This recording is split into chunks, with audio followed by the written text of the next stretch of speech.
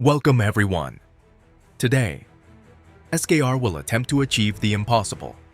After 2 victories and a controlled defeat, SKR is likely playing its most challenging match of the season against NFI, accustomed to playoffs and highly competitive high-level matches. Will they be able to make this very experienced alliance stout? That's what we're going to find out. NFI won 3 races, the Mother, the Warrior, and 1 outpost. They immediately swapped the player in the Mother successfully.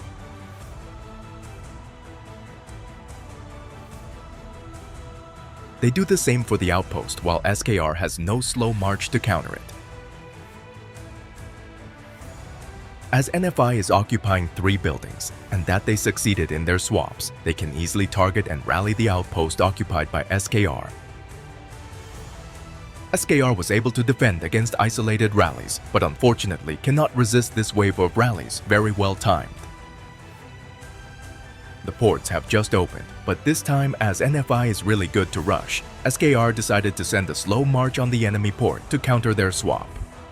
When the port turns gray, it means that the owner has just discarded it and you can speed up your march to capture it. SKR successfully countered their swap, and now they will know if they are capable to defend with one of their strongest player.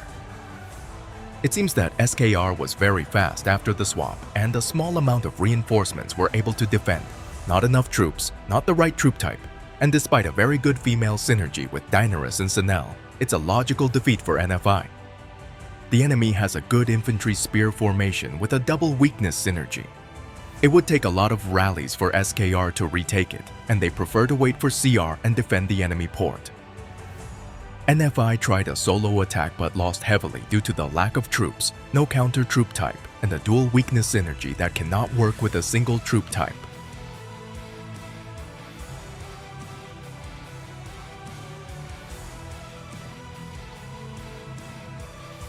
SKR resisted the initial wave of rallies,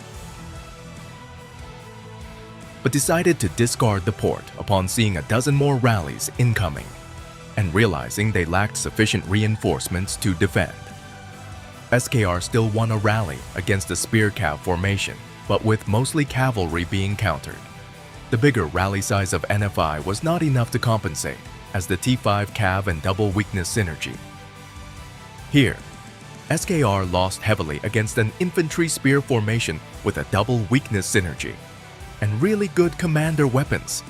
SKR has some T5, but they have too many cavalry and infantry for a mono spear formation and a single weakness synergy to get a chance to win. In this one, SKR lost heavily a second time against a very strong female synergy with Daenerys, Cersei, Sinel, and their own weapons. NFI rally size is also much bigger than SKR, and the gap between them is greatly increased by the amount of T5 in NFI rally. SKR finally managed to win both races for strongholds and get more points for the first capture.